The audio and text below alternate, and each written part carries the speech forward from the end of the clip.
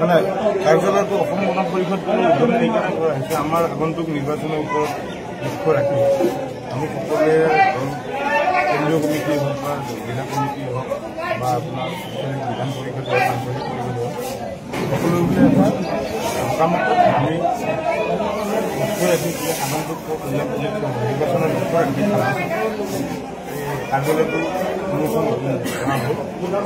ভাল কৰ্মীবিলাক ইমান স্থায়ী হৈ আছে তৃণমূল পৰ্যায়ৰ পৰা আমি সকলো কৰ্মী এটা উৎসাহত আছে যিটো আমাৰ কৰ্মীসকলৰ মাজত এটা সমাজৰ মাজত কাৰণে যিটো মজবুত কৰিব লাগে সেই মজবুত কৰাৰ কাৰণে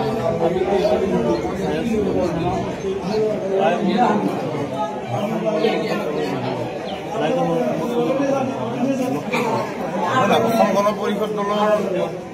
আমি দলৰহে কাম কৰিছোঁ বৰ্তমান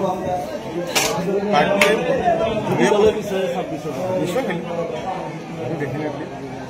খেলাটো নিশ্চয় হ'ব শুনক এটা কথা মিয়া বুলি কি মুছলমান আপুনি আপোনাৰ ল'ৰা ছোৱালীটো যেতিয়া স্কুলত দিছে বা আপুনি এখন ফৰ্ম ফিল আপ কৰিছে চাকৰিৰ কাৰণে তাতে কি মিয়া বুলি শব্দ আহিছে তাতে হিন্দু আৰু ইছলাম বুলি আহিছে বা মুছলিম বুলি আহিছে সেই আইনৰ ঊৰ্ধতে কথা হ'ব লাগে আৰু আমি দেখিছোঁ আপুনি বিভিন্ন সময়ত দুখীয়া মানুহক সহায় কৰি আহিছে 5 বছৰ ধৰি সেই বিষয়ে কি ক'ব দুখীয়া মানুহক সহায় কৰি আহিছে আগৰ পৰাই 5 বছৰ আগৰ পৰাই সেই বিষয়ে কি ক'ব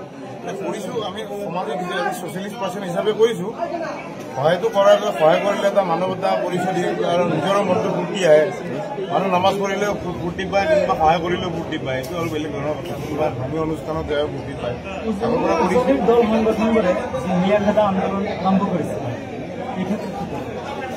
1971 চনৰ মিডনাইট 25 মাৰ্চৰ পৰা 1970 তাৰ আগত কি আছে মিয়াটো কোনো খেদা নাই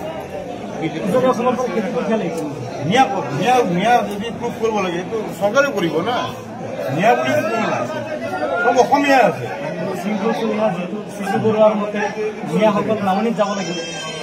মিয়া বুলি নাই কেৱল আমাৰ চব মুছলিম মানুহ আমাৰ অসমত চব মুছলমানে আছে মিয়া যদি কোনোবা বাংলাদেশে আইনীভাৱে কাম হ'ব আইনীভাৱে আইনী প্ৰক্ৰিয়াৰে হ'ব ধৰিছে তেওঁ পুলিচক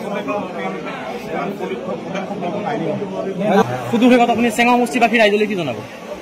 আছো আমি সকলোৱে আছো চেঙা সমষ্টিবাসী কি আহ্বান জনাব চেঙা সমষ্টিক আপুনি কি আহ্বান জনাব আমি সকলোৱে আগবাঢ়িম এইবাৰ চেঙা সমষ্টি অকল উন্নয়নে হ'ব বেলেগ দল চলটো আৰু এতিয়া আহি লাভ নাই